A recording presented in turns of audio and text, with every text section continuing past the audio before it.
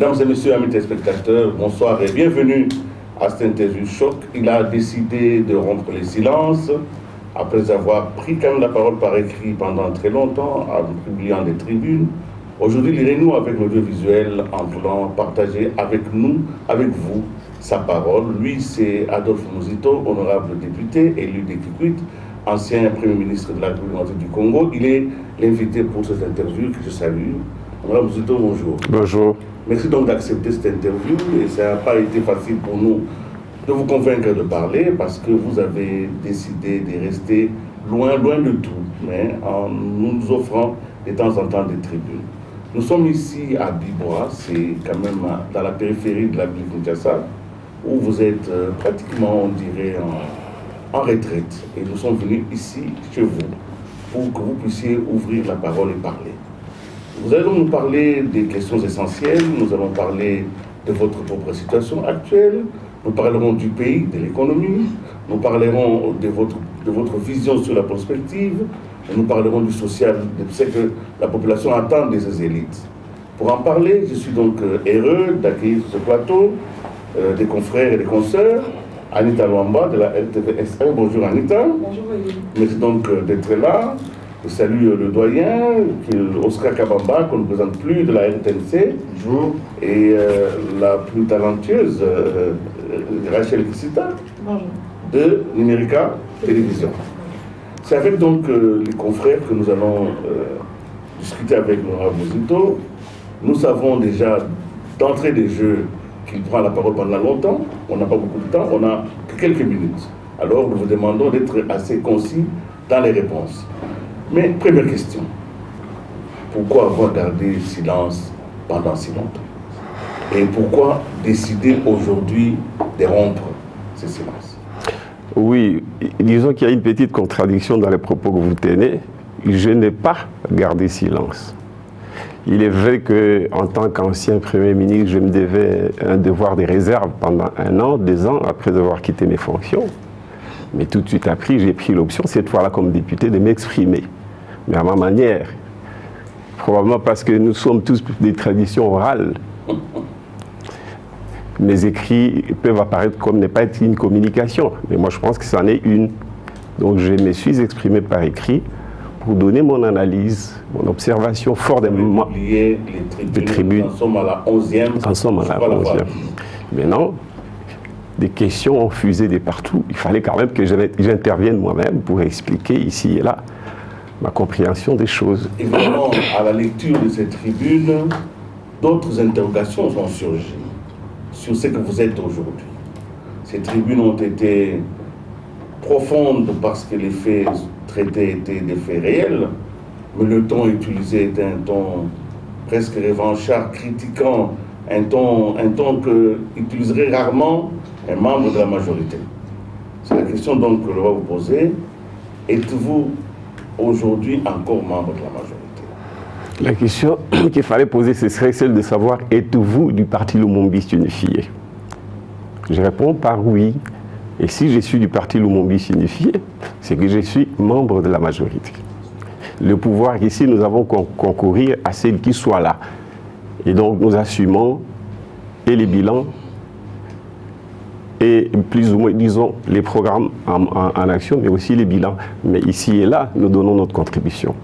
Nous allons prendre Rachel Kissita sur cette question-là, de votre parcours. Rachel. Je dois, parce que vous posez la question, suis-je encore membre de la majorité? Oui. Ça suppose que vous voulez dire que mes tribunes, en fait, vous l'avez dit, sont assez critiques vis-à-vis de la majorité. De la majorité. Et ça prend même des allures que prennent les propos des opposants quand ils jugent l'action gouvernementale.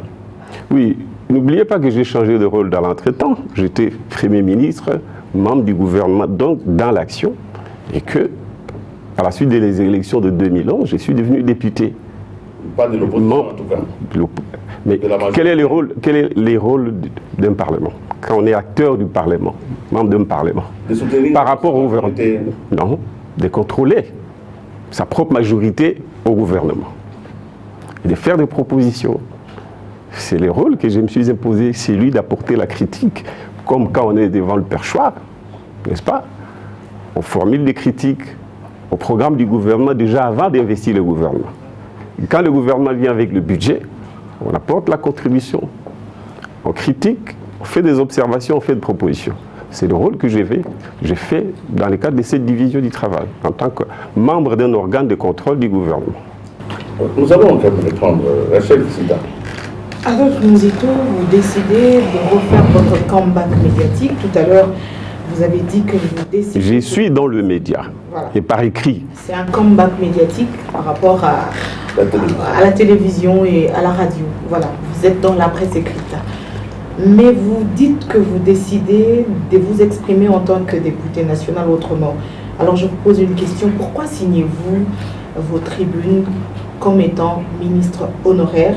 Vous auriez pu signer Adolphe Muzito, député national élu de Kikwit. Oui, mais c'est l'une de mes fonctions que j'ai exercée en son temps, parce que je veux montrer à travers cette attitude que j'ai dit une expérience de l'exécutif et que je m'en sers. Je m'en sers. Vous assumez comme député national. Oui, je peux m'assumer comme député, mais seulement l'expérience que vous lisez dans les contenus de mes tribunes, c'est principalement inspiré de mon expérience de présidentiel Premier ministre. Vous êtes député national, la tribune ou le lieu pour vous exprimer en tant que député démocratiquement, c'est la tribune de l'hémicycle. Pourquoi vous ne le faites pas là-bas?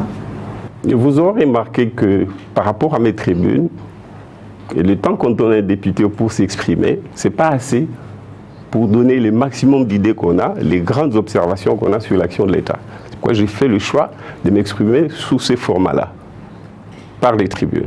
De la République démocratique du Congo, un État sans province, en passant par le dialogue vertical, jusqu'à l'émergence, je veux dire, l'émergence à l'horizon 2030, illusion ou propagande. Adolphe Muzito, vous recherchez quoi exactement? Je donne ma contribution à la réflexion, je donne ma contribution au débat dans notre pays. Quand j'ai dit la République démocratique du Congo est un État sans province, c'est une évidence de mon point de vue. Qu'est-ce que ça dit? Ça veut tout simplement dire que les provinces, dans l'état où elles étaient avant le démembrement et dans l'état où elles sont, en fait, elles ne sont pas des provinces. Tout simplement parce que, en regardant les prérogatives des provinces, à savoir les compétences exclusives que sont l'enseignement, la santé, l'agriculture et les affaires coutumières, ces prérogatives sont toujours exercées jusqu'à ce jour par le pouvoir central. Plus critique, vous dites plus loin, le royaume des bornes conduit par les hommes. Bon, vous allez reposer cette question quand j'aurai fini de répondre à celle-là, à la première. Nous sommes d'accord que les provinces, dans leur fonctionnement aujourd'hui, ne bénéficient pas du pouvoir central, y compris à mon époque, parce que j'avais déjà tiré la sonnette d'alarme.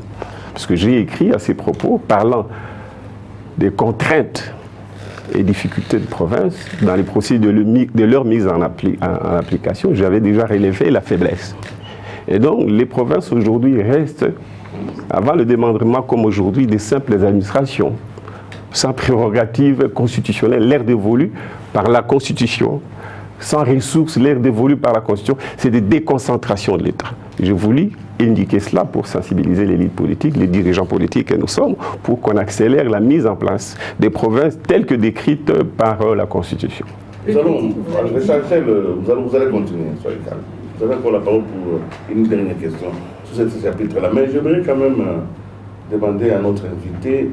Il a publié les tribunes, nous les avons lues, certains les ont publiées dans leur colonne, mais ça vous a quand même valu une suspension au PALU. Votre parti, tout à l'heure vous avez revendiqué votre appartenance au PALU. C'est mal entendu, je suppose que c'était mal entendu, parce que vous n'avez pas commencé à publier ces tribunes pour vous faire exclure de votre parti. Mais comment vous jugez ça politiquement, si déjà votre parti ne comprend pas votre démarche? Non, c'est pas que ils comprennent la démarche, mais c'est une ligne différente. La direction qui gérait les affaires à cette époque avait une vision différente. Elle estimait qu'il fallait rester dans l'unité de commandement. Et moi, je pense que pour un parti des masses, pour un parti de gauche, les clivages à l'intérieur ne manquent pas. Et je m'exprimais en tant que militant, en tant que cadre du parti, parce qu'en définitive, comme vous le savez, un parti politique, c'est aussi un contre-pouvoir, même si le gouvernement en place, c'est son propre gouvernement à 100%. Et les partis politiques doivent interpeller les camarades qui sont au niveau de l'action politique, au niveau du pouvoir d'État, doivent formuler des critiques pour dire attention les camarades, vous qui gérez l'État, vous êtes en dehors de la ligne pour laquelle nous vous avons confié ces responsabilités. Rachel, termine votre question. Mais je n'ai pas fini de répondre à sa question. Elle a voulu aussi savoir que ce que je voulais entendre par les royaumes des bornes. Des bords. Non, les royaumes des aveugles conduits par les bords.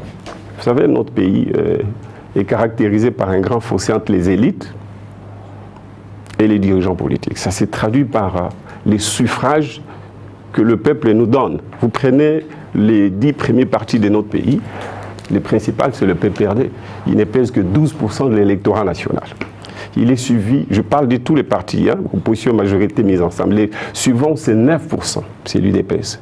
Suivi, je crois, du MSR. Non, oui, MSR, je crois plus ou moins 4%, avec une trentaine de députés. Ils ont quand même maintenu les caps.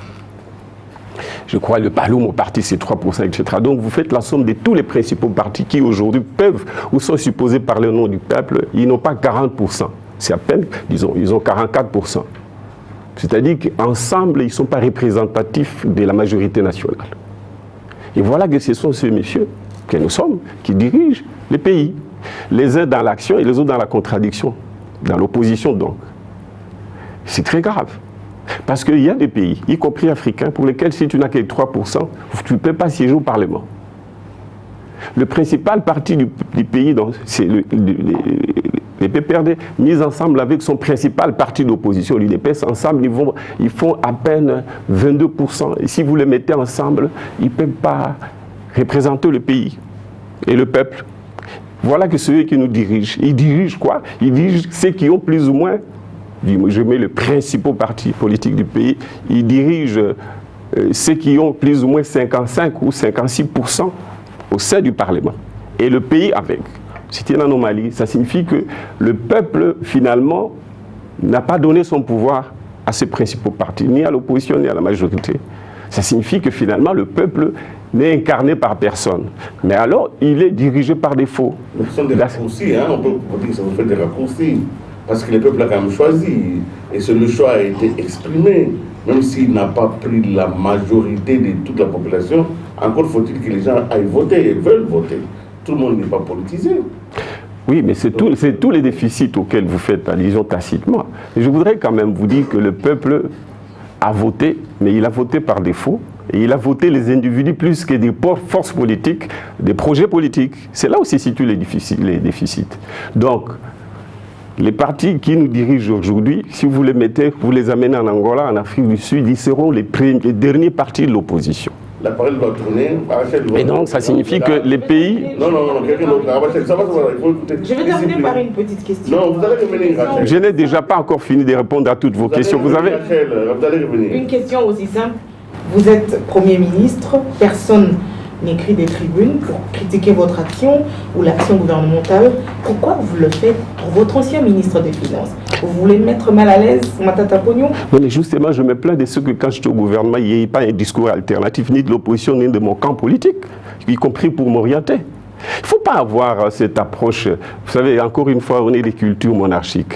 On pense, en monarchie, c'est la descendance, c'est la lignée, c'est le communautarisme. Si vous développez une réflexion contraire à la famille, à la lignée, bon, vous êtes un traître. Ici, c'est la République. La République, c'est la séparation de pouvoir. Donc la République sépare déjà, indique, vous serez là pour gérer, les autres seront là pour vous critiquer, et ceux-là pour vous contrôler, et pour vous amener à redresser le chemin. Ils ont cette mission-là, et c'est organisé. Or, nous avons fait le choix d'entrer dans la République. Nous devons de plus en plus oublier la monarchie, l'unanimisme, le communautarisme pour entrer dans le débat. Ce débat-là, c'est une façon de coacher, d'encourager. J'aurais aimé à mon époque, et je veux que nous soyons très nombreux à critiquer l'action du gouvernement, mais de manière constructive, pour l'aider à réajuster les tirs. Ce n'est pas parce que moi je développe une réflexion que je la publie que nécessairement j'ai raison. Déjà, en les faisant, je m'expose à la critique des autres.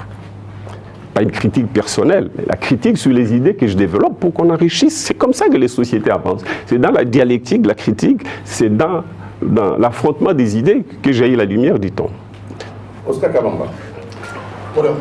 Honorable Mozito, je répondis sur la question de Willy Kangay tout à l'heure, puisque politiquement, on ne parvient pas encore à vous situer. Vous vous dites toujours du Palou, votre parti avec lequel... Non, pas toujours du Palou, du Palou. Du Palou, votre parti avec lequel vous avez eu maille à partir, qui vous a indexé, et plus tard peut-être réhabilité à cause de votre... Pas encore. À cause de votre tribune. Et vous continuez d'ailleurs, vous persistez toujours dans la publication. Est-ce que cela signifie que vous avez une voix politique dans laquelle vous vous engagez et que vous ne voulez pas encore exprimer clairement aujourd'hui? En d'autres termes, est-ce que vous serez candidat à la présidentielle? Oui, 2-3 questions à la fois. Je suis militant du Parti Lumumbiste Unifié. Je ne suis pas dans la hiérarchie qui gère le parti. Mais vous êtes la ligne de conduite du parti tout le monde. Non, ce n'est pas la ligne, c'est une appréciation de ceux qui à un moment donné dirigeaient le parti. Il estimait que nous devons garder l'unanimisme sur l'action du gouvernement. Et moi, je n'étais pas de ce point de vue-là. Et donc, je continue parce que je considère que j'ai fait du bien pour le pays et pour le parti. Je formule des critiques, des observations, j'ai fait des propositions pour accompagner l'action gouvernementale. Et d'ailleurs, les critiques ne concernent pas que le gouvernement actuel, ça concerne les anciens gouvernements, y compris le mien. En fait, je fais l'observation de l'évolution de notre pays, j'ai fait des propositions. Donc, je pense que c'est comme ça qu'il faut animer la vie nationale. Ce n'est pas pour rien que nous avons lutté contre l'unanimisme de l'ancien régime. Même si cela ne plaît pas aux instances qui dirigent le Palou. Oui, aux instances qui, à un moment donné, dirigeaient le Palou. Mais il n'y a pas que cette raison pour laquelle j'ai été suspendu. J'ai été aussi suspendu pour un retard de cotisation. C'est pour vous dire que tout est une question d'appropriation. Oui. Alors, non. Non, mais là encore, c'est pour dire que c'est une question d'appréciation de la direction du parti à un moment donné. Alors, attendez, par rapport à la... Parce que j'ai parlé de ma cotisation, hein, j'étais en retard de payer. C'est pas grave, je vais vous expliquer. C'était fait exprès. Non, c'est une question d'appréciation. Je suis de ceux, comme tous les militants, chacun suivant sa capacité contributive, qui soutient le parti. Je suis de ceux qui soutiennent le parti. Et donc, au moment où on me suspendait, je venais, 3 mois auparavant, de faire un don au parti de plus ou moins 200 000 $. En termes de drapeaux et autres, vareuses pour les équipes du parti, etc. Mais la procédure n'était pas encore à terme parce que j'ai entreposé dans les dépôts du parti ces stocks de biens pour les comptes du parti. La session n'avait pas encore eu lieu. Et donc, dans mon entendement, je pouvais, en évaluant, en faisant la session au profit du parti, évaluer pour imputer une partie aux arriérés des cotisations qui étaient minimes par rapport aux dons. Mais les camarades, par principe, estimaient que ces dons en perspective n'avaient rien à voir avec les cotisations qui, en termes de rubriques, est autre chose. Et ils ont pensé que j'étais en situation irrégulière. Et donc, je trouve qu'ils avaient raison sur le plan du principe. Mais politiquement, vous pouvez apprécier si cette décision... Voilà, donc un peu pour dire que la direction du parti, ceux qui gèrent le parti peuvent apprécier les choses d'une manière ou d'une autre, mais c'est dans la durée qu'on fait l'évaluation pour apprécier ce que chacun aura fait. Là, je comprends que le climat n'est pas encore assaini entre vous et la direction de votre parti. Est-ce que cela signifie, encore sur ma question de tout à l'heure, est-ce que cela signifie que vous tracez votre chemin? Donc je n'ai pas pour cela besoin de tracer mon chemin parce que je n'ai pas été exclu du parti. Je suis suspendu. D'ailleurs, à des fonctions qui n'existaient pas parce que je n'étais que consultant. Une suspension qui dure quand même. Oui, dure, c'est 3 ans. Je crois que j'ai déjà fait 1 an, 2 ans, c'est pas beaucoup pour l'histoire d'un parti. Vous avez fait un recours, donc il n'a pas été accepté. J'ai fait un recours auquel on n'a pas donné la réponse jusqu'ici. Ça signifie que même avec le patriarche, vous êtes en foi? Non, ça n'a rien à voir avec le parti. Ici, nous parlons du parti. C'est lui quand même qui nomme. Oui, mais il est un organe, il anime un organe, il ne faut pas le percevoir. Vous savez, avec Gizenga, c'est lui qui l'avait signé. Oui, ben, ça n'a rien à voir. Avec Gizenga, vous pouvez être en bon terme humainement. Mais quand la direction du parti décide qu'on frappe et qu'on lui montre qu'il y a une faute, il frappe. Donc ça n'a rien à voir avec le rapport. La parole va tourner, Oscar. Ça n'a rien à voir avec... Depuis, c'est une question à laquelle l'honorable Mosito n'a pas encore répondu. Je la repose encore de manière peut-être un peu brutale. Est-ce que vous serez candidat à la prochaine présidentielle, puisque de plus en plus dans l'opinion on en parle? Oui. D'abord, avant de vous répondre, cette question d'être candidat président, c'est une question sérieuse. De manière générale, mais surtout dans un pays comme le nôtre, où il y a quand même une défiance, un fossé entre le peuple et les élites. Nous devons vider les fossés. Le peuple nous reproche, après 55 ans d'indépendance, d'avoir rien fait et d'être à la queue de tous les pays africains. On ne lui a jamais donné cette explication. Pourquoi il est à la queue par rapport à l'ensemble des pays africains. Vous avez dirigé le gouvernement pendant 4 ans. Ah ben oui, bah, moi non plus, je n'ai pas pu résoudre. On ne peut pas résoudre les problèmes de ce pays. Justement, c'est cela la problématique. On ne peut pas résoudre les problèmes de ce pays en 5 ans, ni en 10 ans, en 20 ans. Mais on a fait beaucoup de choses, malheureusement. Et c'est là les problèmes du dialogue vertical entre les peuples et les élites. Moi-même, je me reproche une chose. C'est que, devenu Premier ministre, d'abord membre du gouvernement comme ministre du budget, le président de la République, Kabila, annonce sa vision, les 5 chantiers. Ce n'était pas en soi un programme. C'est une vision. C'est à nous, gouvernement. C'était à nous, le gouvernement, de matérialiser cette vision en termes de programme. Et tout devait partir de l'évaluation et de l'état des lieux. La tradition chez nous, malheureusement, consiste, quand on fait un état des lieux, c'est contenter de regarder la trésorerie pour dire voilà l'état des comptes, voilà les réserves d'échange, voilà les soldes du trésor public, mais on occulte l'ensemble des questions sociales, des questions d'infrastructure, etc. Si nous avions fait un état des lieux et dire au peuple, 5 chantiers signifient les routes, mais les routes, il en faut plus ou moins 58 000 kilomètres, routes d'intérêt général. Il en faut 90 000 kilomètres, routes d'intérêt local. Et que pour toutes ces routes, il faut 50 milliards de dollars, et que dans les comptes du Trésor, nous n'avions rien, mais qu'en perspective non plus, sur 5 ans, nous ne pouvions pas mobiliser autant d'argent. 5 chantiers en termes de routes, c'est 3 000 kilomètres de routes. 5 chantiers en termes de l'eau et d'électricité, c'est 50 000 kilomètres, c'est 50 000 milliards de dollars, et que nous ne pourrions mobiliser sur 50 ans que 1 milliard. Par exemple, pour cette catégorie d'infractions. Les chômages, quels étaient les niveaux de chômage et combien d'emplois on pouvait créer sur 5 ans par rapport aux demandes, toujours, chaque année, d'emplois de la part de la jeunesse qui vient sur le marché. C'est en moyenne 2 millions de jeunes qui viennent chaque année sur le marché de l'emploi. Donc, si nous avions fait cette évaluation... Non, ce n'est pas ce que je veux dire. Je vais tout simplement dire que nous avons fait beaucoup de choses, mais c'est trop peu par rapport au retard qu'il fallait rattraper. Le peuple ne pouvait pas nous comprendre et il ne nous a pas compris parce que c'est que nous avons été trop petits par rapport à ce que nous avions semblé faire comme promesse. Et parce que nous ne sommes pas partis de l'héritage en faisant un état des lieux, mais aussi nous n'avions pas indiqué au peuple qu'est-ce qui était possible sur 5 ans et qu'est-ce qui ne l'était pas, pour que si nous faisons un deal, un état des lieux en connaissance de cause, nous ayons la possibilité d'évaluer en lui disant nous n'avons promis que 100 000 emplois sur 5 ans, nous n'avons promis que 5 000 km de route. Il est normal que vous nous voyez que nous n'avons fait que 5% du travail par rapport au retard rattrapé. Donc en fait, pour dire que nous avons, dans la manière, dans notre gouvernance, dans notre façon de travailler avec le peuple, nous n'avons pas assez communiqué à l'ouverture du mandat, comme on dit, à l'ouverture du bilan, et on n'a pas eu d'éléments à brandir au peuple pour dire voilà, on vous a promis autant par rapport aux moyens qui auront été d'autant, et voilà les résultats d'autant, ne vous plaignez parce que les deals étaient fondés sur ces chiffres-là. Alors donc c'est ça la difficulté qu'il faut rattraper aujourd'hui. Mais pour répondre à votre question, candidat président de la République, c'est possible, mais il y a un travail de fond à faire. Moi, je n'ai pas envie de devenir président des républiques à qui, d'une république, à qui le peuple va demander de manger les fruits d'un arbre qu'on n'aura pas planté avec lui et qu'on ne pourra pas planter en 5 ans. Donc il faut commencer dès maintenant. Moi, j'invite la classe politique, y compris à ceux qui ont des ambitions. Ceux qui ont des ambitions, je dis, travaillons à émanciper le peuple, à lui indiquer les difficultés du pays, à lui faire la différence entre ce qui est possible et ce qui ne l'est pas, avec l'héritage du moment quand on prend le pouvoir. C'est ce travail qui est en train de se faire dans le cadre de l'université populaire et qui se fait à travers les tribunes. Merci beaucoup de cette réponse. Je pense qu'elle est provisoire en attendant que ça soit un programme et une véritable offre politique. Alors, Ali Talamba va prendre la parole. Adolphe Muzito, vous sentez-vous à l'aise dans votre casquette de député national que celle de Premier ministre hier?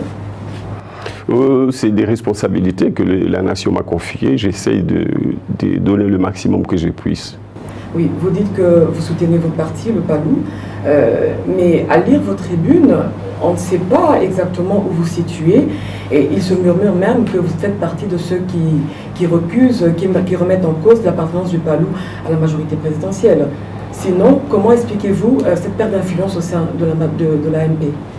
Oui, mais justement, quand vous dites nous sommes en train de faire quoi, la majorité?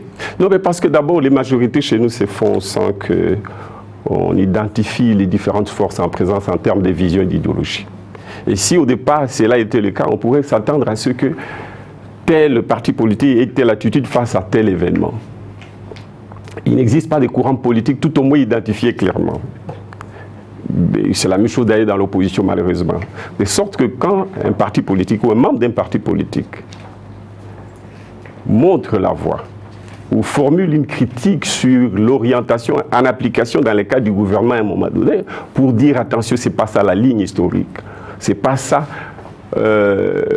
l'orientation et que vous sortez de la ligne. Comme ça se passe en France et dans les vieilles démocraties, vous avez suivi des socialistes qui se sont exprimés tout en soutenant le gouvernement en disant attention le camarade, vous êtes en train d'aller à droite parce que vous accordez beaucoup d'avantages au monde capitaliste sans contrepartie en retour parce que la politique telle que vous l'appliquez, nous n'avons pas les résultats sur le plan social, il n'y a pas de croissance, il n'y a pas d'augmentation de l'emploi et tous les cadeaux fiscaux que vous accordez, vous voyez que ça n'a pas de contrepartie. Nous sommes des gauches, il faut augmenter, plutôt pousser la croissance en poussant la dépense plutôt en augmentant les salaires, déjà en accordant des avantages tels que la population en consommant davantage grâce à une politique de soutien à la dépense que ça puisse tirer la croissance. Donc, les socialistes, il y a un courant qui définit, mais qui ne signifie pas qu'ils ont quitté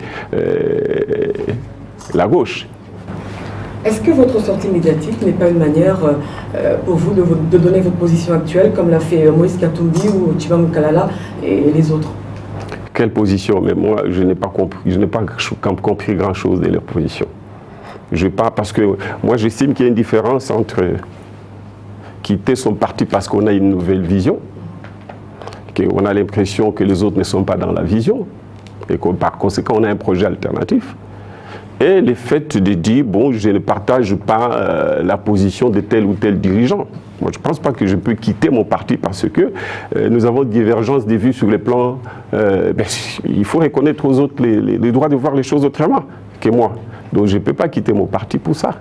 Et donc, je n'ai pas très bien compris les exemples que vous donnez. J'ai cru comprendre que ces dirigeants ont quitté les partis et parce qu'ils suspectaient, c'est très compliqué. Ils ont quitté leur parti parce qu'ils n'étaient pas d'accord avec le chef de parti. Moi, je ne peux pas quitter l'Église catholique parce que le pape aura épousé ou est suspecté de vouloir épouser une seconde femme.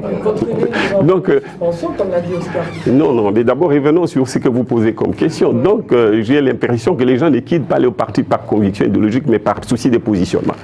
Et moi, je n'ai pas besoin, si je veux être candidat président de la République, de quitter la majorité. Je trace ma voie.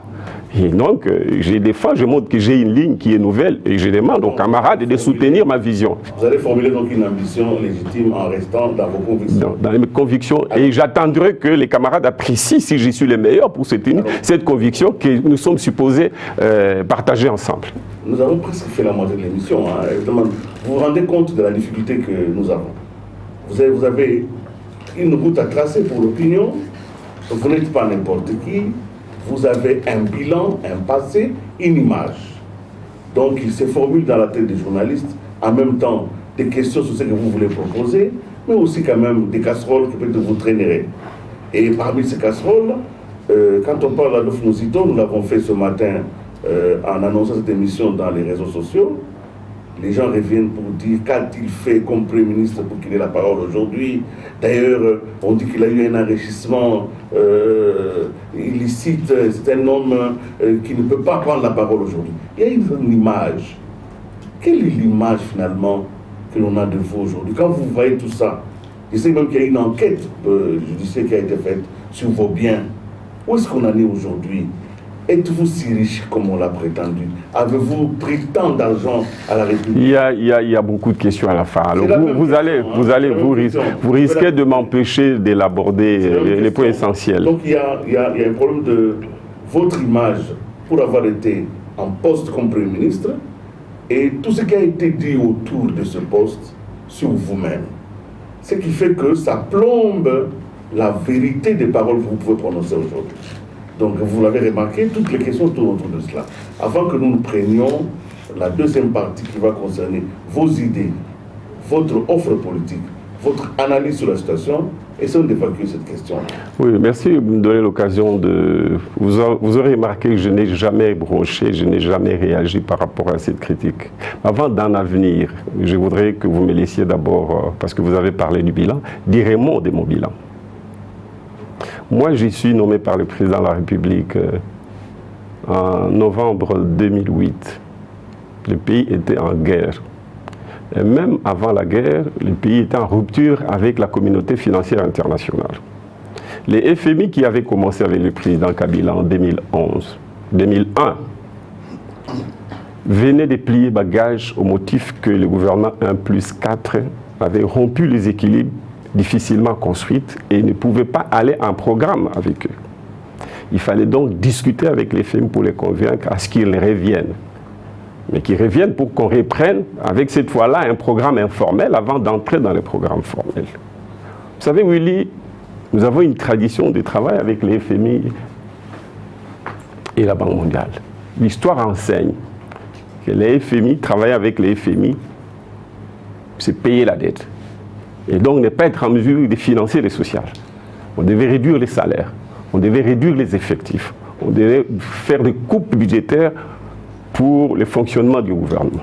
Mais notre situation était la situation d'un gouvernement qui devait financer la guerre. Qui devait, parce que, rappelez-vous que mon gouvernement était un gouvernement des missions. Il fallait amorcer les programmes de construction des infrastructures. Il fallait financer le social, en même temps financer la guerre, stabiliser les cadres macroéconomiques, ce qui suppose payer la dette, c'est qu'il faut garder la stabilité de la monnaie. Ça signifie ne pas dépenser au-delà en créant la surliquidité monétaire et donc relancer l'inflation. Voilà des objectifs contradictoires qui exigeaient des moyens et une certaine discipline. Nous avons obtenu que les FMI reviennent, qu'on restaure la discipline. Ne perdez pas de vue que je suis un ministre comme Gizenga, d'un gouvernement réputé historiquement de gauche, mais de gauche communiste. C'est ça l'opinion ici au pays et la société internationale. Que non, on n'a jamais été communiste, nous sommes nationalistes. Nationalisme au sens traditionnel, pas le nationalisme type occidental. Parce que les Occidentaux, ils ont construit leur société, ils ont construit des valeurs, et ils ne veulent pas être aliénés par les entrées des autres. Ils ne se replient, c'est la tendance au repli, chauvinisme. Nous, notre nationalisme, c'est la construction d'une identité parce qu'on n'aura pas été une nation. C'est un défi vis-à-vis de soi-même pour éviter qu'on soit une juxtaposition des communautés, des tribus. Il faut créer une identité. Devenir une nation, ça suppose des conditions économiques, etc. Donc, nous sommes nationalistes, mais en même temps des gens disciplinés. L'histoire de ce pays montre que tous les programmes avec les FMI ont échoué. Nous sommes les premiers, par principe, par discipline, avec Gizenga. Ils sont partis avoir montré à l'Occident qu'ils s'étaient trompés de nous, à notre propos, que nous sommes des gens disciplinés, mais qui n'ont pour vocation que de faire de ce pays une ex-colonie, plutôt à la place créer une nation. Et donc, on a stabilisé la monnaie en même temps qu'on payait la dette. On a augmenté les salaires. Nous avons trouvé un salaire de 5-6 $. On a augmenté jusqu'à 50 $ dès la première année. Et d'ailleurs, j'indique en passant, nous sommes partis d'un budget que j'ai élaboré parce qu'au début, j'étais ministre du budget. On est passé du budget de 800 millions de dollars pour les Congo à cette époque. Il faut jeter les fleurs aussi au gouvernement 1+4 parce qu'il a trouvé le pays avec un budget, je crois, de 300-400 millions de dollars. Nous sommes passés à 1,7 milliard. Donc on a presque doublé. Et ça nous a permis, contrairement à l'opinion, et nous on aurait aidé l'Occident à se réconcilier avec ces peuples et l'Afrique pour montrer qu'ils n'étaient pas des démons, mais qu'ils étaient tout simplement des gens avec des principes et que nous devions nous aligner sur les standards internationaux. puisqu'on a doublé les budgets de l'État, on pouvait augmenter les salaires. Sans qu'on se sente obligé, comme on a fait croire, de réduire les salaires. Parce qu'on, sous prétexte qu'on travaille avec les FMI. Donc les FMI ne signifie pas compression des dépenses. Le FMI dit vous dépensez dans les limites de ce que vous pouvez réaliser. Et puisqu'on a doublé le budget avec Gizenga déjà en 2007, on a dû augmenter les salaires. Ça n'a pas existé dans ce pays depuis de nombreuses années, de telles augmentations. Nous avons commencé à faire face aux échéances financières vis-à-vis de nos partenaires multilatéraux et vis-à-vis du FMI d'ailleurs. J'ai jeté fleur à mon équipe, y compris le gouverneur de la Banque centrale de l'époque, c'est vraiment une bonne équipe. Donc, stabiliser la monnaie, payer la dette, sans recourir à la planche à billets, augmenter le salaire.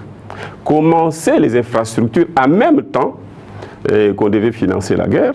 S'agissant des infrastructures, nous avons obtenu un accord entre les deux puissances, l'Orient et l'Occident, c'est-à-dire les FMI et la Chine, que nous puissions nous désendetter, qu'on obtienne les désendettés, mais les désendettements en même temps que nous pouvions nous endetter auprès des Chinois. Parce qu'après les désendettements, nous avons atteint des conditions de soutenabilité de notre dette additionnelle. Aucun gouvernement ne l'avait fait avant nous et aucun gouvernement ne l'a fait après. Parce qu'après nous, c'était le déluge. Bon, nous allons y revenir après, mais continuez d'abord à parler de vous-même. Mais justement, c'est pour dire que nous avons travaillé dans la discipline, en respectant la procédure de passation de marge, la chaîne de la dépense. Et nous avons réussi, toutes les revues ont été concluantes avec les FMI. C'est ce qui a débouché à l'annulation de la dette. Nous sommes passés d'une dette de 14 milliards à une dette de 5 milliards. Mais d'où Muzito n'a rien fait? Mais parce que je n'ai pas communiqué. Et parce que je n'ai pas gesticulé. Vous savez, quand on a des vides à combler, on utilise les artifices. Je n'avais pas besoin. J'ai pensé que les gens pouvaient apprécier. Mais aussi, les gens ont apprécié. Poser la question dans la rue, on vous le dira, d'expérience des journalistes, qu'avec Tango Muzito, mon gars circuler. On vous le dira. Attendez, on le dira. Maintenant, tout ça ne pouvait pas plaire. Il fallait me détruire. On a dit, Muzito, enrichissement illicite. Mais tout ceci venait de mon bord politique. Muzito, enrichissement illicite. 200-300 maisons. C'est même intellectuellement ingérable, 200 maisons. Et même matériellement difficile à construire. Alors, une enquête. Une enquête a eu lieu avant qu'on en arrive à l'enquête. Tout ça venait de mon bord politique. Il fallait me bouffer. Il fallait me bouffer parce que vous ne faites pas bouffer les autres, quoi. Il fallait me détruire. On a dit, il s'est enrichi illicite, mais on n'a jamais dit, cet enrichissement c'est sur compte. Parce que toutes les accusations dont les autres ont fait l'objet, c'est dit dans les ONG, etc., curieusement, ils n'ont pas fait l'objet d'enquête. Moi, il y a une enquête, comme vous l'avez rappelé si bien. L'enquête a débouché sur une conclusion transitoire. On a établi que Muzito n'a pas 200 maisons. Muzito a 5, 6, 7 maisons, 8 maisons, quelques maisons. Et on a indiqué, y compris les maisons de mes belles-sœurs, de mes beaux-parents. Vous en savez quelque chose. Et donc, on estime que je n'étais pas à mesure. Même Premier ministre, qui peut refuser du crédit à un Premier ministre? Déjà, il a des avantages personnels dans le cadre de ses fonctions. Mon malheur, c'est que j'ai construit de manière transparente et chez moi, ici, à Léopoldville. Peut-être que les autres, avec les avantages qui sont liés aux fonctions, ils l'ont fait ailleurs et c'est pas perceptible là-bas. Et les maisons que j'ai construites, c'est dans le parcelle où j'habitais. N'oubliez pas, je rappelle que je suis un inspecteur des finances. J'ai une carrière, quand j'arrive à la primature et au budget, j'avais un réseau d'amis, des grands hommes d'affaires, que j'ai eu l'occasion de contrôler, mais avec qui j'ai sympathisé, qui m'ont apprécié pour mon expertise, qui m'ont donné du boulot. Je ne peux pas, tous les grands de ce pays, déjà moi quand je deviens autorité de ce pays, ils étaient très contents parce que je suis un haut fonctionnaire qui a contrôlé, qui a discuté, qui a fait quelques courses pour eux pour avoir les facilités fiscales, faire des dossiers, parce que c'est mon expertise, des dossiers pour la demande des crédits, etc. Et donc je sais monter un dossier de demande des crédits et personne ne peut refuser à un Premier ministre en privé les crédits pour... et donc, quand même pu avoir des moyens. Alors, je voudrais dire ici que le contrôle a eu lieu au niveau le plus élevé. Mais comme député, on ne pouvait pas me contrôler. On a contrôlé tous les miens. On a contrôlé dans l'administration au niveau des affaires foncières tel bâtiment, on a dit tous les buildings, et ainsi de suite. Maintenant, on n'en parle presque plus. Tous les buildings de la ville, c'était Mozito. Mais c'est qu'on a oublié de dire que la plupart des buildings dans la ville de Kinshasa, c'est un peu grâce à Mozito aussi. Parce qu'avec la relance qui aura été la nôtre, Mozito, avec Kabila, etc., les phénomènes des buildings n'existent pas depuis longtemps dans ce pays, depuis qu'on a boosté l'économie. Et donc, il y a eu beaucoup de buildings. Mais alors, tous ces buildings, on me les a attribués. On a contrôlé. Nous avons compris, monsieur. Et donc, on a établi que ce n'était pas à moi. Mais il s'est posé toujours la question qui reste posée parce qu'on devait passer à l'étape suivante. Oui. Les 15, plutôt les 7, 8, 10 maisons là, vous les avez construites avec quel argent? Et là, moi, j'entends qu'on interpelle pour établir que cet argent, je l'ai eu où? Alors aujourd'hui, ici, on parle de Mozito, mais on dit qu'il n'a plus rien. Il est fauché, il est fini. Mais tout ça concourt. Lui, c'est fini, donc il n'a plus rien, il est déjà... Oui, mais comment quelqu'un qui a eu autant de millions... Oui, mais justement, comment quelqu'un qui a eu autant de millions, des milliards, les millions et les milliards, vous savez, là aussi, soyons sérieux. Alors moi, je voudrais, si le confrère... Vous ne me laissez pas répondre.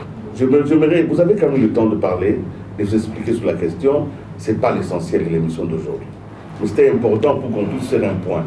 Mais là, je voudrais quand même que vous êtes d'accord avec moi, qu'on aille un peu vers l'actualité, qu'on aille un peu vers la prospective. L'actualité, c'est ce dialogue, c'est la fin de cette année, c'est l'angoisse qui règne dans le pays. Vous avez constaté, je crois que les amis vont me compléter sur la question, nous ne savons pas exactement où nous allons. Nous sommes dans une année électorale, nous sommes en 2016. Aujourd'hui, il reste à peu près quelques mois pour que nous arrivions à la fin de la mandature, que ce soit pour les députés ou pour le président de la République. Le chef de l'État propose un dialogue qu'une grande partie de la classe politique refuse. La CENI propose quelque chose, elle est diabolisée. Nous sommes donc dans une situation d'impasse intellectuelle. La population qui a confiance, vous avez demandé ici qu'elle puisse faire confiance à l'élite, elle ne sait pas où est-ce que nous allons. Alors nous venons vers vous, en tant que membre de cette élite, pour nous dire quelle est votre lecture de la question d'aujourd'hui, celle du dialogue, celle des élections, celle de la prétendue insécurité qui régnerait, celle du chaos programmé. Quelle est votre lecture de cette question? Et les amis vont me compléter. Oui, la question aujourd'hui, moi je vais parler dans, je crois, la 8e, et la 9e et la 10e tribu, je vais parler de deux dialogues. Dialogue horizontal, dialogue vertical. Le dialogue horizontal est une réponse en perspective à une crise traditionnelle et cyclique d'ailleurs, qui oppose les acteurs politiques en haut. Entre eux, ils se disputent les pouvoirs. Et généralement, ça arrive en période d'alternance. Les uns veulent garder le pouvoir par la force, les autres veulent y arriver par la force. En fait, tout le monde veut contourner le peuple. C'est une culture chez nous. Parce que historiquement, on a rarement maintenu les caps qui consistent à respecter les alternances. Les dialogues horizontaux qui, pour moi, doivent pointer à l'horizon. Je n'entends pas par dialogue vertical un forum qu'on inviterait entre le peuple et les dirigeants. Non, j'entends par dialogue vertical des rencontres diffuses, des discussions dans les différents corps sociaux, mais aussi la discussion des dirigeants d'en haut avec les organes de base, qu'il s'agisse des organes de l'État, qu'il s'agisse des syndicats, des autres corps sociaux, les églises, etc., organisations syndicales. Ce dialogue-là, il est incontournable, parce que comme je l'ai dit tout à l'heure, le premier dialogue, on va en parler, mais le second dialogue, c'est celui qui permet qu'on se réconcilie avec le peuple, y compris pour lui dire pourquoi ça n'a pas marché, et économiquement, et politiquement. Et pourquoi on en est là? Vous allez regarder qu'en perspective aussi bien du dialogue politique que du dialogue vertical, aujourd'hui nous sommes en train de sombrer. La monnaie est en train de se déprécier. Les banques sont menacées de banqueroute. L'État est déjà en déficit. On est parti d'un excédent budgétaire positif. D'ailleurs, je peux appeler ça marge de trésorerie de 450 ans, parce que c'est en 2012, le gouvernement réalisait un excédent budgétaire qui n'était pas le fait d'une forte mobilisation des recettes par rapport à un niveau de dépenses qui était en descendant. Il est le fait que le gouvernement a comprimé ses dépenses. Il y a des dépenses qu'il n'a pas voulu financer. entre autres, y compris pour stabiliser la monnaie, entre autres ici pour prévenir un certain nombre de dépenses en perspective, dont les élections. On est parti de cet excédent. Aujourd'hui, on est à plus ou moins 150 millions de dollars de déficit pour l'année 2015, plus ou moins. Et janvier et février, c'est des déficits qui s'accumulent. C'est la réduction aussi des réserves de change qui sont passées à 9 semaines d'importation, aujourd'hui 6 semaines d'importation. Donc, sont partis plus ou moins de 180 millions, plutôt d'1,8 milliard de dollars comme réserve auprès de la Banque centrale, à aujourd'hui plus ou moins... Une diminution des recettes dues à la diminution des prix oui, due aux recettes d'exportation parce que la production a diminué d'une part, mais aussi les prix.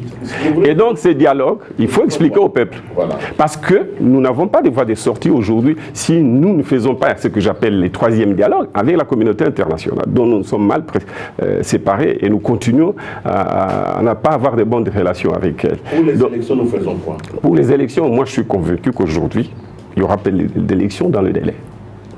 Je l'ai pressenti, je l'ai dit dans une de mes tribunes, je crois que c'est la 9e.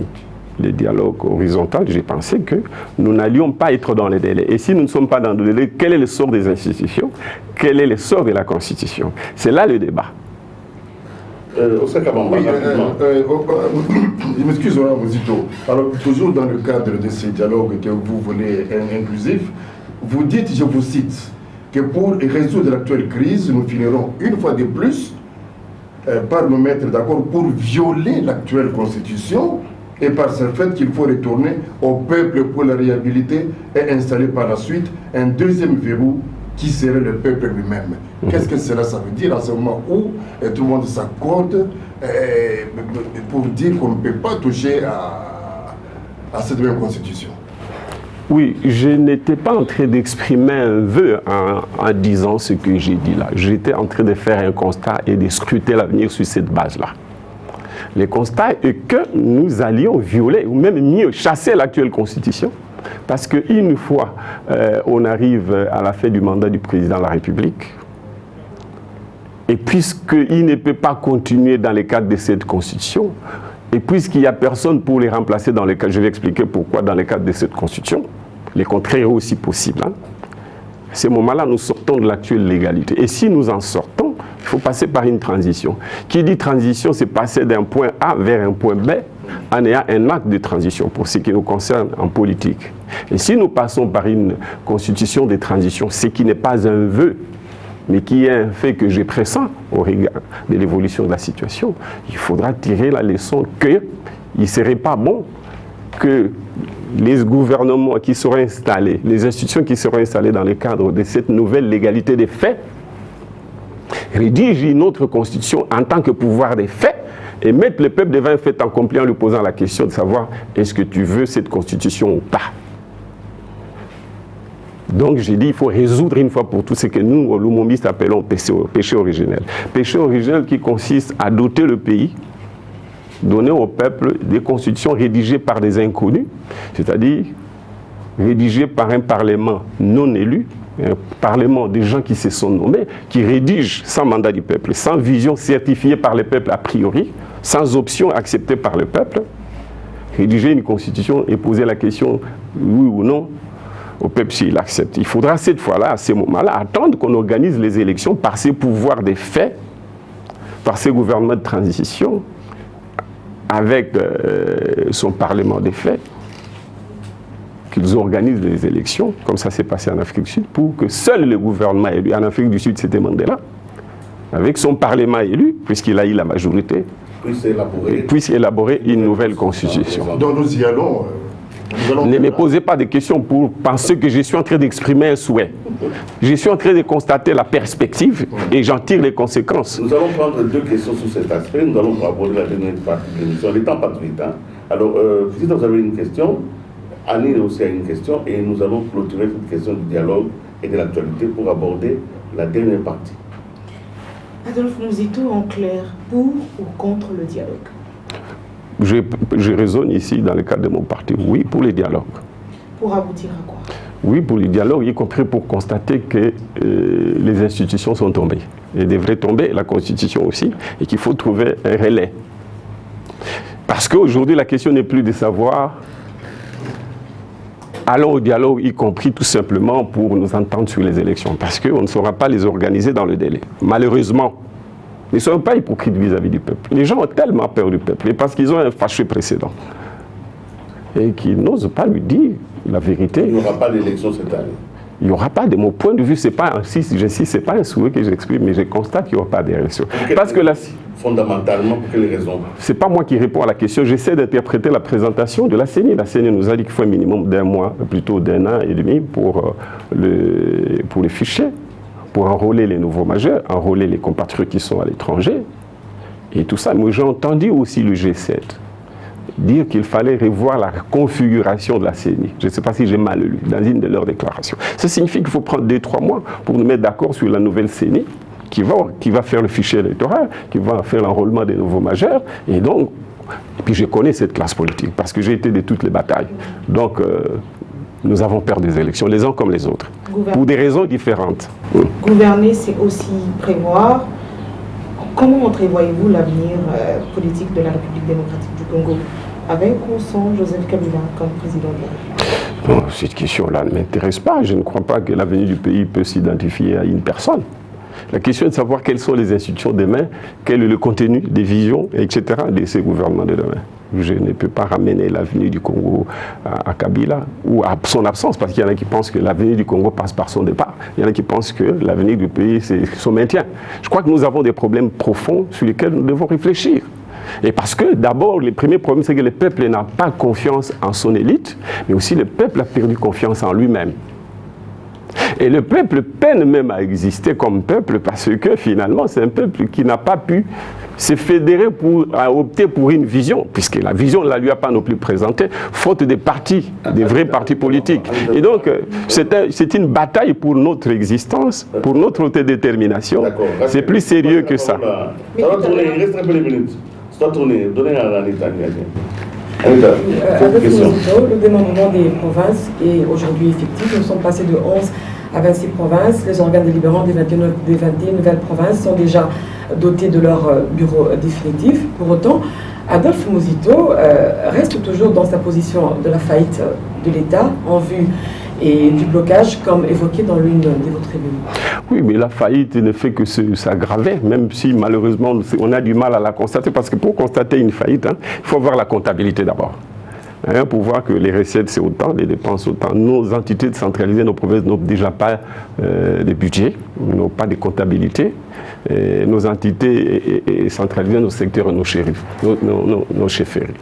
Donc la faillite, elle est manifeste. Déjà en regardant le budget 2016, 40% ont été amputés de plus ou moins 25% pour que les provinces contribuent à l'organisation des élections. C'est 250 millions de dollars qu'on a enlevés aux provinces, même si les soldes ne leur servent. D'ailleurs, actuellement, le gouvernement est en train de faire un plan de trésorerie pour enlever encore à des provinces des tranches qui sont déjà devenues insignifiantes du fait de leur augmentation. On est passé de 11 à 26 provinces.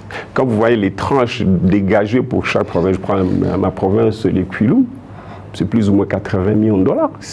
Au les Kwilu, c'est plus ou moins la moitié de l'ancienne province du Bandundu.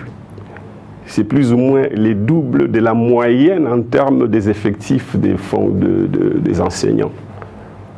C'est la province qui consacre l'ensemble de sa rétrocession à financer l'enseignement. Et dans cet enseignement, les Kwilu, c'est la moitié de l'ensemble. C'est-à-dire qu'il y a plus ou moins comme 44 000 enseignants, la moitié c'est les Kwilu et l'autre moitié les deux autres provinces, c'est-à-dire les Kwango et les Maindombe. Donc ce qu'on alloue aux Kwilu ne couvre déjà pas cette nature de dépenses. Qu'est-ce qu'il en restera pour l'investissement et pour le fonctionnement de la province? Donc c'est la faillite totale. Elle est due au niveau du budget actuel, la tranche qui est libérée pour les provinces, et les amputations. On dit amputation ou ampitement. Ampiter, c'est comme couper. Les amputations. Bien, pour financer les élections, qui pourtant, la dépense des élections est une dépense de souveraineté qui relève du pouvoir régalien, du pouvoir central. Et donc, les provinces doivent concourir. C'est des ressources en moins. Maintenant que le budget en question ne sera pas exécuté véritablement, comme c'est le cas depuis 3-4 ans, le budget en ressources propres, on est autour de 70%.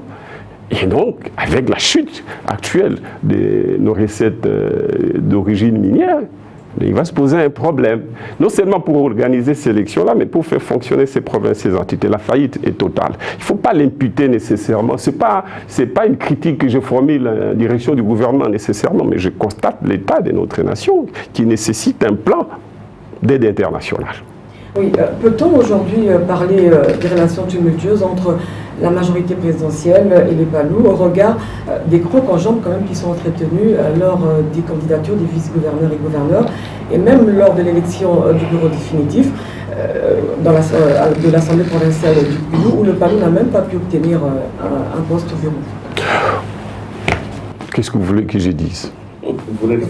Lui-même est suspendu au Palou. Ça n'a rien à voir, je reste militant du Palou. Je suis désolé que la majorité n'ait déjà pas d'instance. Parce que nous, on a un accord avec le PPRD, par transitivité avec l'AMP. Nous avons demandé et obtenu qu'on mette en place une instance de gestion de l'action gouvernementale, espace où nous devions nous rencontrer pour dire est-ce que les choses avancent bien, est-ce que le gouvernement tient le cap, maintient le cap, est-ce que nous les soutenons suffisamment?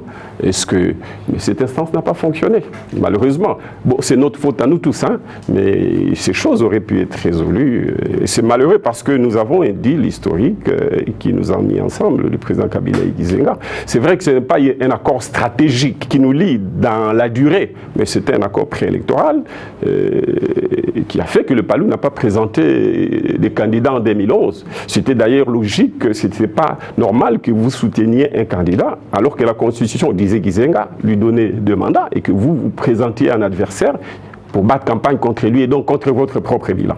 On a dit, nous ne pouvons pas présenter un candidat en 2011, mais nous espérions que nous allions maintenir les caps pour l'avenir, quitte à ce que nous, présentant un candidat, les autres apprécient, parce qu'ils sont libres, ils étaient libres, présenter de nous soutenir ou pas.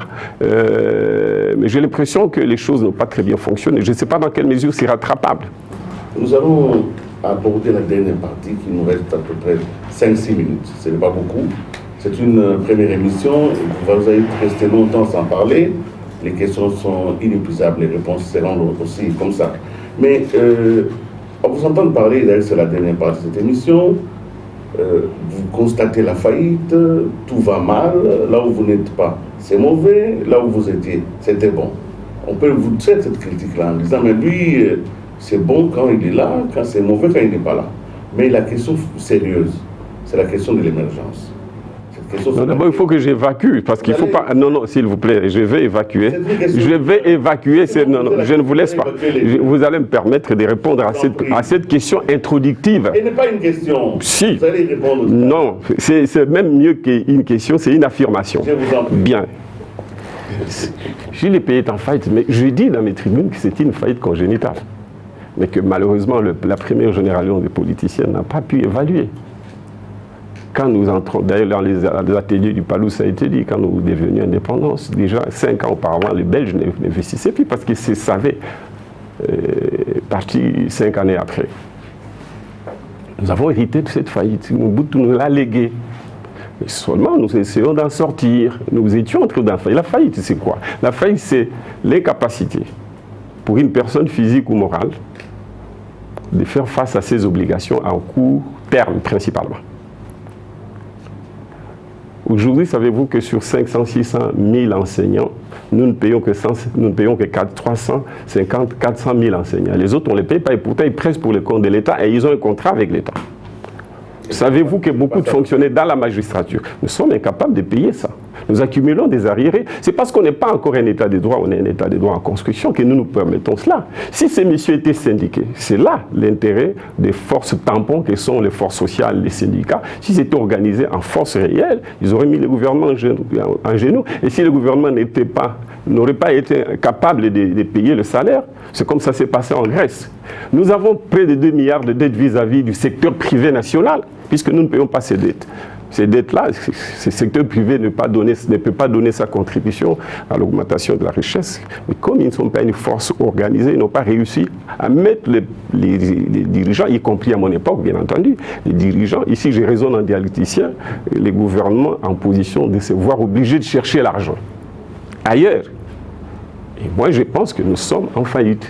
Je ne pense pas qu'on puisse développer une économie, je dis bien, développer une économie en partant d'une situation de faillite. Il faut sortir de la faillite, c'est un préalable, avant même d'amorcer les autres étapes, y compris la construction des infrastructures. Alors donc, faillite, pas seulement avec Matata, même si elle s'amplifie parce qu'il a rompu avec les partenaires extérieurs, mais faillite congénitale, faillite que j'ai laissée, que je lui ai léguée. C'est facile de remonter quand on veut remonter les responsabilités. Mais ma question est celle-ci, et je crois que... alors, quand vous faites une analyse, vous êtes un nationaliste, vous êtes un lomombiste, vous faites une analyse pour que nous puissions sortir de la faillite, on vient de parler, mais on sent que vous suggérez encore qu'on aille chercher l'argent à l'extérieur. Vous voulez encore que ce soit l'Occident qui vienne encore nous prendre à la main, alors que tous les efforts qui ont été menés depuis quelques années sont des efforts intégrés. C'est la force intérieure. D'ailleurs, il y a même un fonds, un mot qui est usité. On parle même de fonds propres. Fonds propres du gouvernement pour pouvoir réaliser tel ou tel événement. Comment un nationaliste peut, comme principe intellectuel, soutenir le dialogue avec les néocolonialistes? Le néocolonialisme a prévalu dans un rapport de force déterminé. Et je crois que nous sommes en train d'aller vers notre autodétermination. C'est un long processus. Donc ça ne sert à rien de revenir à ça. L'impérialisme a existé et existe. Les multinationales, qui sont l'expression de l'impérialisme, ça existait. Non, il ne s'agit pas de ça. Déjà, les multinationales, y compris les États occidentaux, s'en plaignent. Il était normal pour un jeune État qui se plaigne dans un rapport de force où il était faible. Et aujourd'hui, la vision, c'est de dire comment apprivoiser, domestiquer les grands capitales pour qu'on s'en serve, qu'on la mette au service de nos intérêts. Bon, voilà, nous ne sommes pas, on n'a pas fait de sacrifice pour obtenir l'annulation de la dette dans les proportions qui auront été les nôtres, pour rester dans cette situation de virginité financière. La virginité, vous savez, le Congo est vierge en fait, hein? C'est-à-dire que la forêt est vierge, les finances publiques sont vierges, c'est-à-dire qu'elles ne sont pas grévées d'hypothèques, et avec la virginité, vous ne pouvez pas procréer. Vous vous vanterez de la virginité, mais il ne faut pas se plaindre de ce que vous n'ayez pas la progéniture. Il faut être fécondé par les autres, parce qu'ici, au monde sur Terre, Dieu n'a pas fait en sorte qu'il y ait une personne physique ou morale qui puisse se suffire. On a toujours quelque chose que les autres n'ont pas. Et on a toujours besoin de quelque chose que les autres ont. Nous n'allons pas chez les Occidentaux pour chercher l'argent seulement. Nous allons chercher leur argent en même temps que nous leur disons de venir chercher ce que nous avons qu'ils n'ont pas, et qu'ensemble on crée la richesse, qu'on se la répartisse. La dette n'est pas une mauvaise chose. Donc vous prenez un endettement? Je prends un endettement, mais pas seulement l'endettement, la possibilité de mobilisation des ressources dans le cadre du partenariat public-privé, mais un endettement qui est réciproque, qui est réciproque entre nous et le monde. Si vous êtes d'accord avec nous, on va voir. Nous prenons l'endettement parce que je ne vais pas vous laisser passer un message négatif dans l'opinion. Nous avions 15 milliards de dollars, 14 milliards de dettes. Aujourd'hui, nous avons 4 milliards, alors qu'on a besoin de centaines de milliards pour faire les routes qui permettront qu'on crée la richesse, y compris pour rembourser la dette. Nous n'allons pas léguer aux générations à venir cette virginité des forêts denses, et même des jeunes sans travail, et donc sans endettement.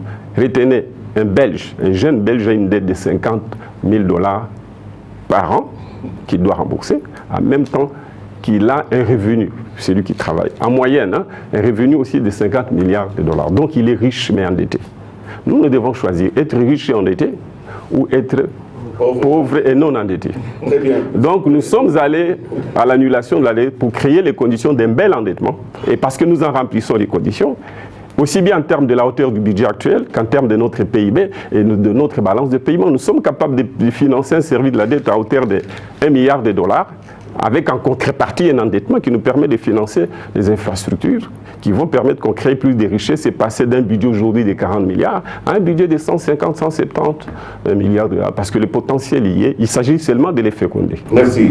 Anita, une seule question. D'accord. Adolphe Mosito, aujourd'hui, en termes d'indicateurs, le taux de croissance se situe à plus ou moins 8%, soit en dessus de la moyenne africaine. Le taux d'échange Au-dessus de la moyenne africaine. Au-dessus de la moyenne africaine, merci. Le taux d'échange est stable en dépit de quelques... Il est en train de sombrer. Hein.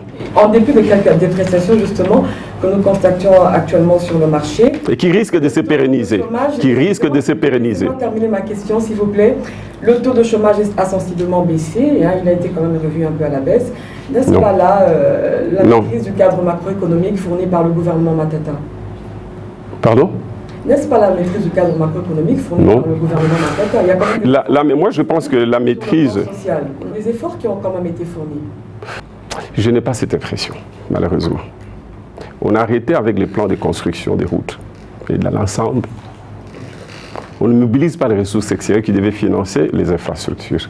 On ne mobilise pas à 100%, ou tout au moins à un niveau plus ou moins acceptable, 80-90, les ressources propres. Et le gouvernement, aujourd'hui, avec un budget de 6 milliards de dollars, devait avoir un 12e mensuel de 500 millions de dollars à aligner en moyenne par mois. Mais plus ou moins les prévisions sont largement en deçà. Non seulement les prévisions au plan des trésoreries sont en deçà, mais aussi le niveau d'exécution est faible en recettes, mais surtout les niveaux de dépenses sont au-dessus, de sorte qu'on entre dans un gap. Les ressources en termes de devises étaient en train d'augmenter. Aujourd'hui, elles sont en train de baisser et les banques commerciales sont en cessation de paiement, sont en difficulté compte tenu de la dollarisation de l'économie. Ça signifie quoi? Ça signifie que les banques commerciales, puisque 90%, 95% de leurs dépôts sont en devises, quand il n'y a pas assez de devises qui entrent dans le pays en termes d'avoir extérieur net, mais les banques ne peuvent pas faire face aux demandes de crédit, mais aussi aux sorties des fonds de la part de leur clientèle. Et parce que dans l'entretemps, le gouvernement bloque un peu l'expansion monétaire, et parce que le gouvernement lui-même doit se financer et pour combler son propre déficit, il ne peut pas ouvrir les deux ventes. Je ne crois pas que la situation soit bonne. Donc moi, je constate que la stabilité du cadre économique n'a pas été la contraction de l'augmentation des recettes du gouvernement, mais a été le fait de la réduction des dépenses de l'État.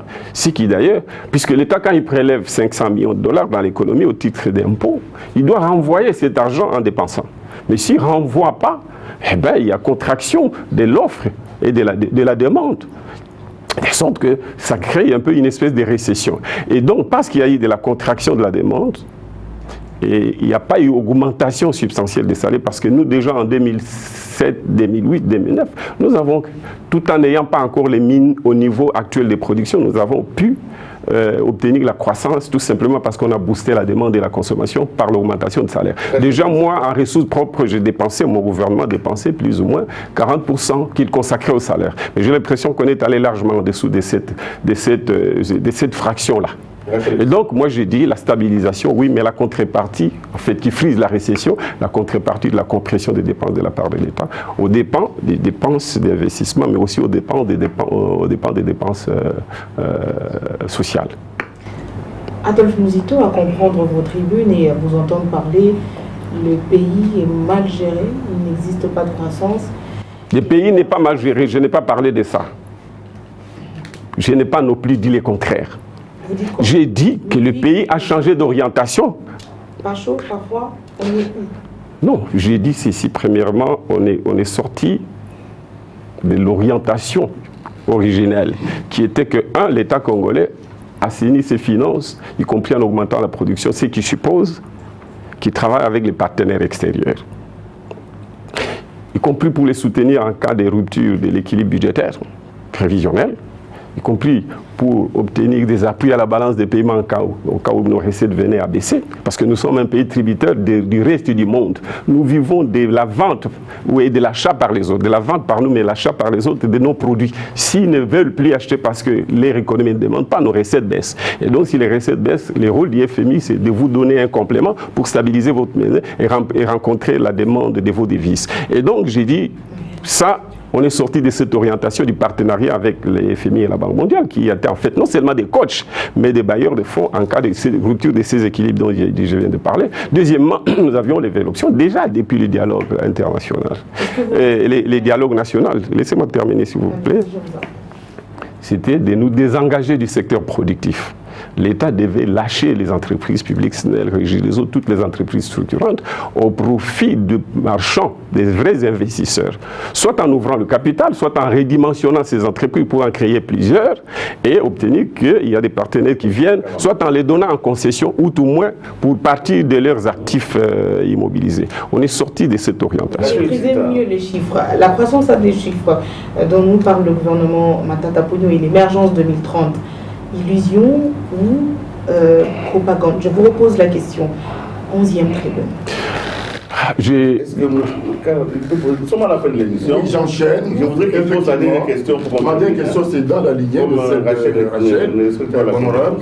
Évidemment, j'ai eu peur de l'avenir de ce pays en certains moments en lisant votre tribune. Vous dites que nous sommes un royaume de d'aveugles. Nous sommes sous-pauvres et plus pauvres en 2035. Mais on sait que... Non, je n'ai pas dit qu'on sera. Pour nous, l'émergence pour nous n'est pas l'ordre du jour en l'an 2030. Très bien, merci. Vous me donnez l'occasion de clarifier. Non, j'ai dit nous sommes sous-pauvres. Sous-pauvres. Il y a des pauvres et des sous-pauvres, etc. Un pauvre vit avec $1.8. J'arrondis $2 par jour. Nous vivons avec $1.4, c'est-à-dire $1.45. Je dis qu'en passant, 15 ans auparavant, donc en 2001, nous vivions avec 35 en moyenne, parce que le PIB était autour de 5 milliards pour une population qui était autour de 50 millions. Quand vous faites la fraction, vous trouvez que les Congolais vivaient avec 35. Il y a une très grande évolution. Mais cette évolution-là, malheureusement, ne peut pas être perceptible parce que les retards à rattraper étaient très importants. C'est ainsi qu'aujourd'hui, on est à 1.4 et donc toujours en deçà du seuil de pauvreté qui est de 1.8. Et donc, nous devons nous battre pour atteindre le seuil de pauvreté, notamment approcher $3 d'ici 15 ans. Mes calculs montrent que nous devons avoir un taux de croissance, une moyenne de 10% sur les 15 années à venir pour augmenter notre PIB. De 40 milliards, il est très important par rapport à la je n'ai pas mes chiffres ici, par rapport à la plupart des pays africains, mais seulement lui, il se rapporte à une population de 80 millions. Alors que par exemple, le Congo-Brazzaville a un PIB de 15 milliards seulement, donc plus ou moins le tiers du nôtre, mais ils sont 4 millions, donc 20 fois moins nombreux que nous. Les richesses à nous répartir est très faible comparée à la population. Et donc, nous devons travailler dur pour devenir pauvres. Pour passer du sous-pauvre, c'est comme un sous-lieutenant et un lieutenant. Donc vous passez du stade de pauvre. Alors l'horizon, pour moi, l'émergence va consister, comme entre 2001 et 2015, passer de 35 à 1.40, c'est une émergence sous génériste, et passer aujourd'hui de la statut des sous-pauvres à un statut de pauvre, parce que dans 15 ans, toutes choses égales pareilles. Si nous maintenons ces caps, ça suppose qu'on finance aussi les infrastructures, nous pourrions atteindre le niveau, nous pourrons, il ne faut pas rigoler, moi ça me fait pas rire. Nous allons émerger pour arriver au stade de pays comme la Côte d'Ivoire, le Sénégal, le Cameroun, qui sont des pays pauvres. Et ce n'est qu'en passant par ces 30 jours qu'on pourra arriver, non pas d'aller à l'émergence, mais de passer comme pays en voie d'émergence. Voilà ce que je veux dire. Merci beaucoup, honorable Zito. Vous avez été fidèle à vous-même, vous avez répondu à toutes les questions. Alors je voudrais vous poser la dernière et c'est la conclusion. Quels sont les ressorts de votre action? Qu'est-ce qui vous détermine? Malgré les critiques, malgré les suspensions du pro-parti, malgré tout ce qu'on a comme colibé, vous restez là, debout, en train de vouloir agir vers la fin. Quel est le ressort? Vous pouvez, je ne sais pas, je ne suis pas psychologue, je crois que j'ai quelque chose en moi, humblement, qui me pousse à l'action. Vous voyez, moi j'étais jeune quand je suis allé voir Gizenga et les soutenir dans son combat. J'étais un jeune inspecteur de finances, encore fonctionnaire. Mais je me suis mis à sa disposition pour le coup. Donc il y a quelque chose dont je ne suis pas très conscient, peut-être que vous pourriez m'aider à ces propos. Je pense que par rapport à ces parcours, aux côtés de Gizenga, un grand résistant, l'histoire rendra compte. Et il aura été injuste avec lui. 27 ans d'exil, il a tenu tête au grand capital. Il n'a pas négocié avec Mobutu. On a dit qu'il n'était pas ici, mais il ne pouvait pas être ici, on allait les manger par le régime, qui pouvait aussi accepter de lui donner un poste, parce que Mobutu a donné de poste à tout le monde qui le voulait, hein, quels que soient les degrés d'opposition. Il a dit non. Nous, on l'a suivi dans un contexte difficile, d'oppression. Et nous avons soutenu cette lutte-là. Maintenant, on est passé à une nouvelle lutte. Celle-là est-elle des libérations? Celle-ci, c'est celle d'un défi, nous libérer contre nous-mêmes, relever les défis de la construction du pays et de son développement. Et donc, nous pensons que nous avons quelque chose à donner, humblement, qu'on a reçu d'élus, mais aussi de notre formation universitaire. Moi, j'ai fait, en sciences économiques, j'ai fait l'économie publique. J'ai fait les finances publiques. Et je n'ai travaillé que chez l'État. Les privés, je les ai connus dans le cadre de mon boulot d'inspecteur de finances et de contrôle. J'en ai fait des amis aussi. Je travaille avec Gizenga. C'est une chance historique, il ne faut pas la perdre. Du moins, nous devons tout ça aussi au pays. Donc je me sens une responsabilité de contribuer et d'accompagner ce peuple. Et comme vous le faites, comme nous le faisons nous tous. Merci. Merci de cette déclaration. Ceux qui ont les oreilles l'ont entendu. Nous avons fait notre devoir de vous poser des questions sur votre conviction, sur votre démarche. Et nous avons recueilli vos analyses sur la situation du pays. Merci donc d'avoir eu cette attitude républicaine et surtout d'avoir contribué à cette émission. Merci aussi aux confrères d'avoir participé activement. Évidemment, ce n'était pas facile, le temps était très raccourci, les questions on ne les a pas finies. Mais surtout aussi de prendre la promesse que nous vous retrouvons régulièrement pour que vous puissiez donner ce que vous pensez avoir reçu aussi de votre propre histoire.